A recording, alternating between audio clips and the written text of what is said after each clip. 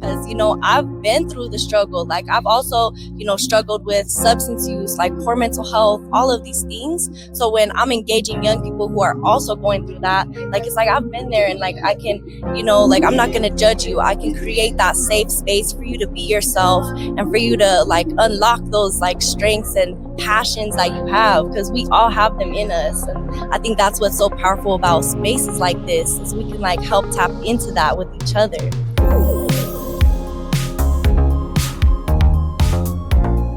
Hey guys, welcome back.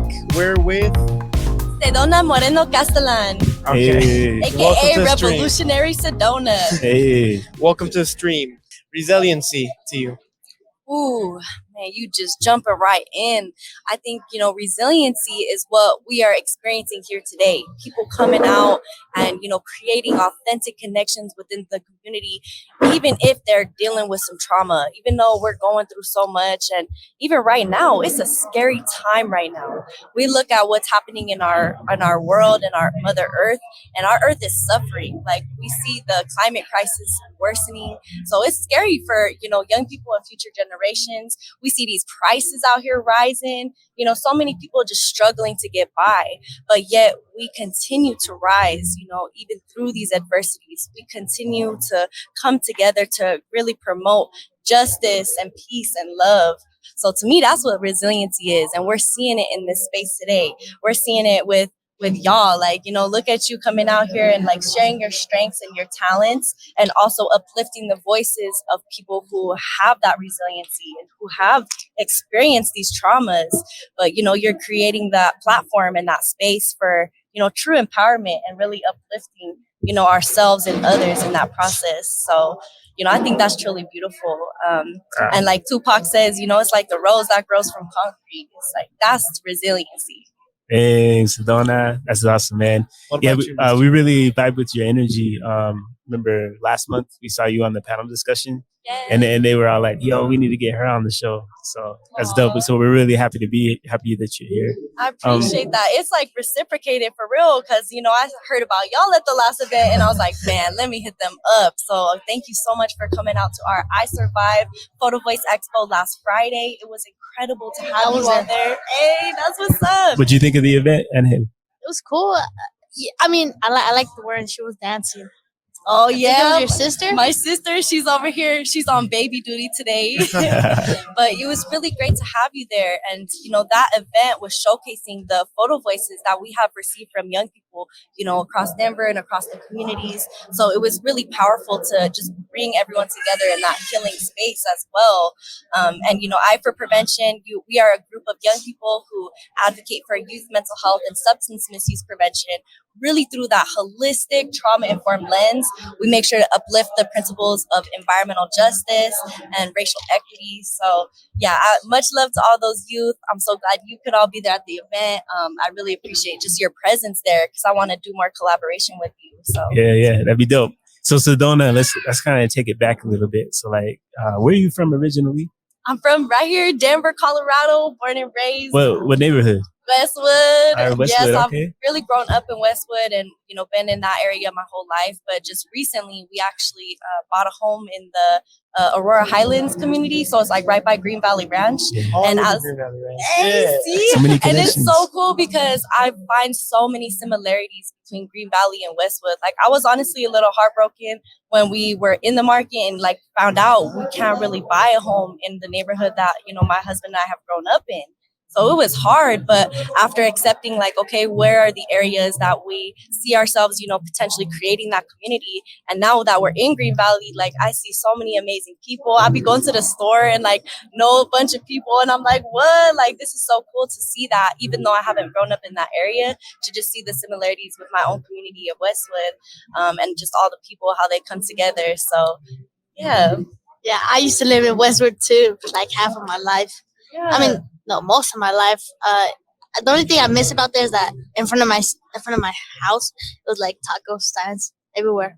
Man, I love them. I miss the tacos in Westwood for real. Like, always fire food on like every corner. What about the tacos in Montbello? Montbello has No. Yo, I used to live right. eloteros, You man. know, there's it's called Liston. Oh I used to yeah, live right in front of it, and I used to just always just walk to get some tacos. My Yeah. sister. that's Well, what's up. I miss being in Montbello because I mean I could walk straight to my school. I didn't have to take a 1 hour bus ride from Green Valley to where did you say? Yo, Denver, you go to Denver School of the Arts now, which is Yeah. dope, right? But yeah, it's like Central Park. It's Park Yeah. Hill. It's in Park Hill. It's far. I miss. I also miss walking to school with my brother. He doesn't get on the same bus as me. He doesn't even get on the bus. He just walks to school.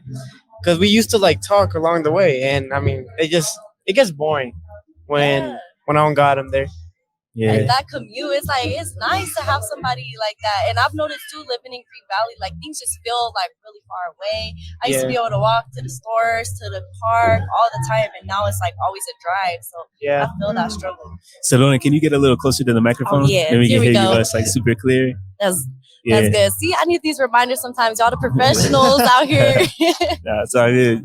So, yo, you have a lot of energy for working with youth. So, like, where does that come from? Like, tell us about how you grew up and why.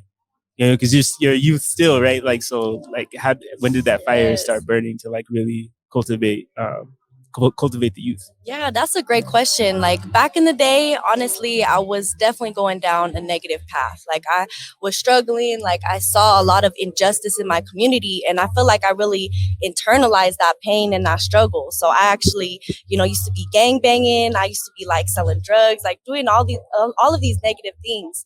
And eventually I ended up getting expelled from 8th grade. And that was really a turning point in my life because I started going to an alternative school and was introduced to the truancy officer there because it was like all the, bad kids in one area. And he was kind of responsible for, like trying to connect with us, trying to get us on the right path. And he read some of my writing.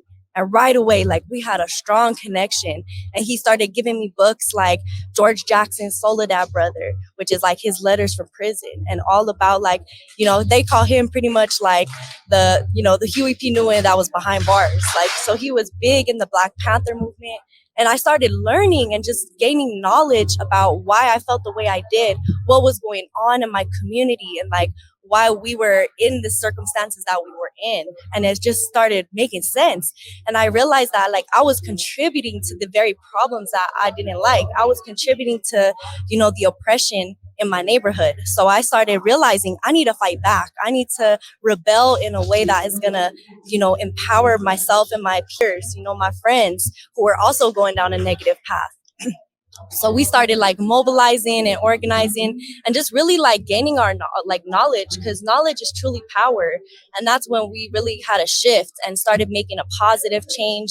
We like got like a radical book club together for all of the youth who are on truancy. And we would like order pizza, watch Boondocks, and talk about like the issues that they talked about in the show and how we related to them in our school and in our families. So that was amazing. Shout out to Kellen Lewis, who was my mentor and really was that inspiration for me when I needed it the most. So yeah, that's really like what sparked my inspiration and my passion for revolution. And since then, like I've been surrounding myself with, people who I love and care about. My sister over here, she's taking care of my baby girl, Yaretsi. She is my daughter, and she's like my biggest inspiration to continue this work. Because I ain't gonna lie, it does get hard. It does get tiring. But like finding the things that bring us life and bring us that energy and like keeping them close is really powerful. I got a question for you. How do you stay strong mentally? That's a great question. I think one powerful thing is meditation and breathing. This is something that we all have the power to tap into and can truly like transform us. So just taking those moments to, find that calm, to meditate and to breathe. Like that's even what helped me give birth is like, really doing these breathing exercises, this meditation. And so when I'm struggling, like I'll try to tap into my breath. I'll try to tap into my body, be like, what's going on? Like, how can I move through this pain, move through these emotions? Like that kind of helps me get back on track. Nice. I got another question. So, what helped you? You talked about the police. Was the policeman or the guy that helped you, it inspired you to stop doing the bad? Yeah, so he was the truancy officer, and that means like somebody like once youth aren't going to school or like are doing bad, they'll have him like connect with them, kind of like a counselor. Oh. How did I kind of how did he help you get a better person? How did he more inspired you? He helped me by like not judging, like, the position that I was in. He saw me and he was like, I'm gonna come at you like from an authentic place. Like, he was his true self and I could be my true self. So we started vibing. And once he started recommending books to me, like, that was really inspiring. And he also saw in me a strength. Like, while everyone else was saying, like, man, look at her, she's fucking up her life, she's gangbanging, why is she doing all these things? Like, he saw, like, wow, you're an incredible writer, you have a strong voice. So to bring that out in me really helped me, like, okay, you know what, I do, there is some light, I can like invest in my strengths. So kind of the way your mentor really interacted with you as a youth, has that translated to the way that you work with I for prevention? Yes, I would definitely say yes. That has inspired how I work with young people because, I've been through the struggle. Like, I've also, struggled with substance use, like poor mental health, all of these things. So when I'm engaging young people who are also going through that, like, it's like I've been there and like I can, like, I'm not going to judge you. I can create that safe space for you to be yourself and for you to like unlock those like strengths and passions that you have because we all have them in us. And I think that's what's so powerful about spaces like this is we can like help tap into that with each other. It's like you can relate to them. Yes. Like, I feel like art is so powerful, and like doing these interviews is art to me. Like, storytelling, right? Like, youth is like being able to facilitate like adults like telling their stories. I think it's art. Like, it's not easy, right? That is so true. We were talking Johan. Johan's been doing a lot of the interviews today. He's like, at first he was going like according to the script that he had, and then now he's realizing that it's good to go off scripts. Like, it's more spontaneous and it makes the conversation more interesting. That's because I forgot to write the script now. No, but you're speaking from your heart, and I love that. And like, the more you do it, the more you're gonna grow. Like, I could already see y'all like being like incredible, social justice interviewers out here, like uplifting the truth. Like, you're on that path, and like the more you do it, the more you're gonna just grow and get better. That's what I've learned too with public speaking. Like, you might like make mistakes here and there, but just the more you keep doing it, the more that you'll learn. So it's a beautiful thing. I want to be in the NBA. Oh, okay, look at you. He's a Warriors fan though. It's a wrong team, bro. Wrong team. They lost versus the Celtics. They destroyed the Celtics. They beat the Celtics. That's true. And I'm a Celtics fan, so. But I'm happy. You won't switch teams? Never. All right, back on topic. On topic. Okay. Okay. So, do you ever have mental hurricanes where you're overwhelmed? Oh yeah, definitely. And ever since becoming a mom, I've been able to like be more patient and like take a step back and really like look at how I'm dealing with things because she's absorbing that energy. She's witnessing it. So it's like, okay, now I have to be way more mindful of when I'm in that mental hurricane, like how can I slow down the winds and like really just, be like water. Like how can I flow with the situation? Yeah. We're also talking about like when we're thinking about creating this analogy of a hurricane, it's like you build resiliency over time. Like the winds come, a bad storm might come, and then you rebuild and you build stronger. I love so then that. when something comes back again, which it will, because we're humans, and there's always going to be tough times, but we bounce back. And what we do is we build a stronger foundation.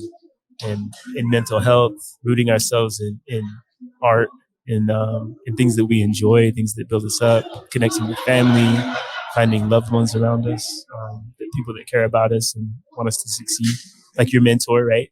Like I feel like that's what gets a lot of folks through the hurricanes, the mental hurricanes that we all have. Yeah. And how do you deal with the mental hurricane? So how do you deal with it? Do you like breathe or? Yeah, that's a great question. Like, I love, what you said about like those past experiences of like when those hurricanes do happen. Like, it does give us that like wisdom for the future of like, okay, how can I like, go about this differently? Or like, I've experienced this, so I know I have the strength to persevere and like get through it. And like, I love everything you said about having good people around you, your family, your friends, but also taking time to rest. That's something I'm bad at. Like, taking time to slow down and rest.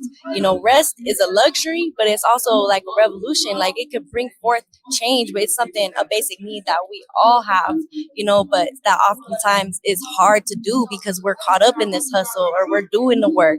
So just remembering to rest, like, I think that can also help when those moments come. It's like, okay, I'm rested and now I can tackle this.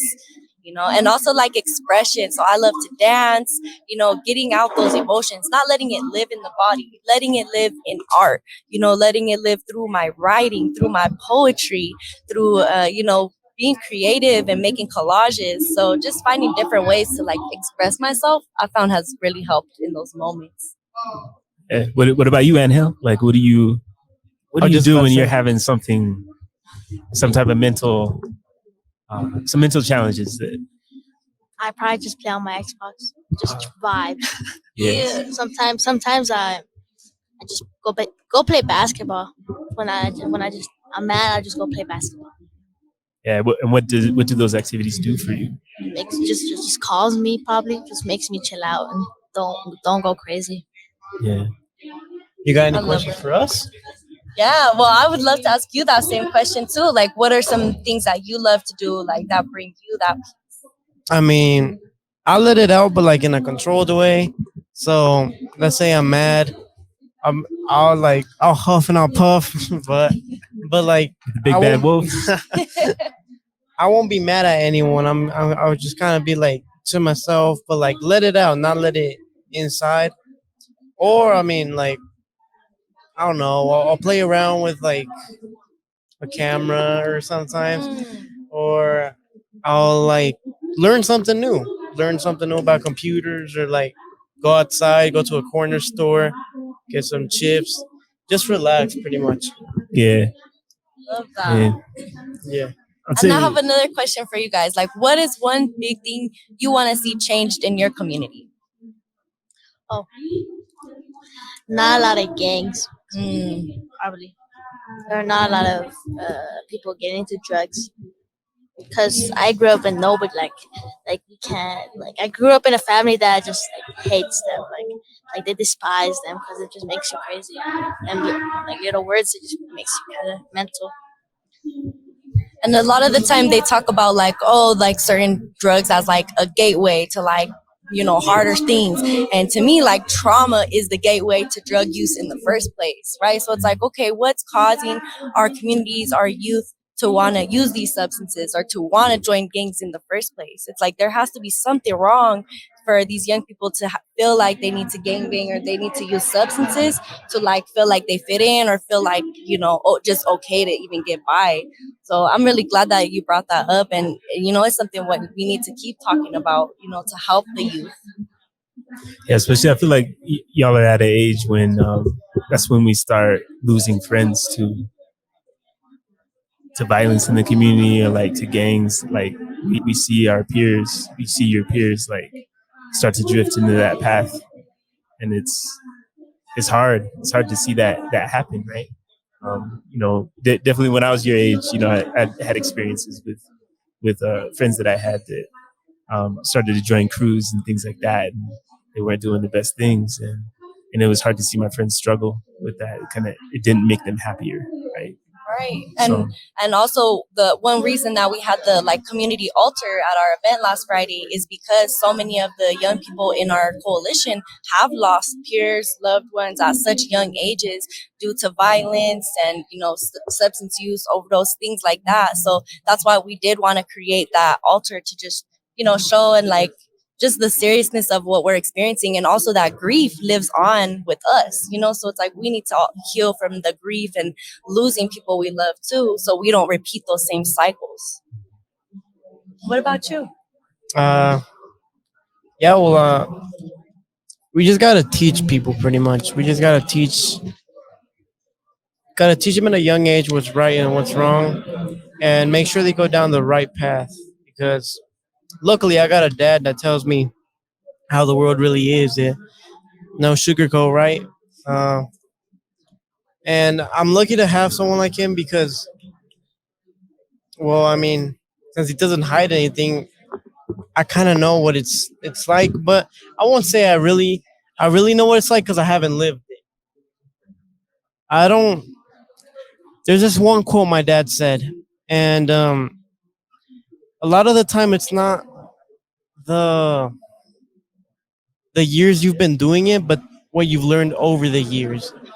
So let's say you have like you're 12 years, I mean 14 years old, right? You're 14 years old, but only two of those you've really learned, or maybe four of those years you've really learned something. It's like kind of like a job.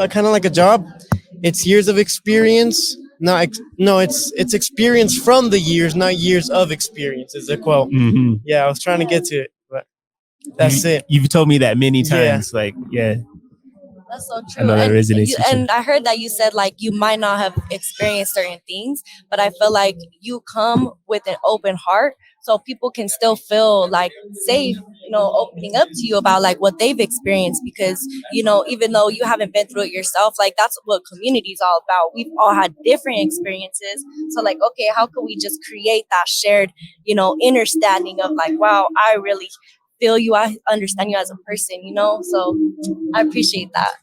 Yeah, man, that's dope. Yeah. So education, like events like this, like we teach each other what we know. Like our expertise is like healers and just really dope people that are out there for a community. It's like how we learn, how we teach each other, how we teach our families. Right? I love that. Okay, so that was Sedona. Sedona. Okay, sorry. Can we get the full name again? Yeah, full name. Yeah. The names are Sedona important. Moreno Castelan, aka Revolutionary Sedona. You can follow me on Instagram. Check out our page, I as in EYE for prevention. We're about to launch our website, https strongerwithout.com, however you type in the website, but check it out. There's going to be a lot of great resources related to mental health, substance misuse prevention, like ways that young people can get involved. We got to get you guys on our resource page on our website so people can link to you easily too. But thank you so much for having me for this interview and for being here and uplifting people's voices. You all are just so amazing and I'm so grateful to know you. Thank you for listening to the Voice of Marbella podcast. You can find our episodes anywhere you listen to podcasts. You can support our work by checking out our Instagram at Confluence Media Center. Click the link tree in the bio to connect with us. Be sure to rate, reviews, and follow us. Make sure you put them good. And make a donation. This has been a Confluence Media production.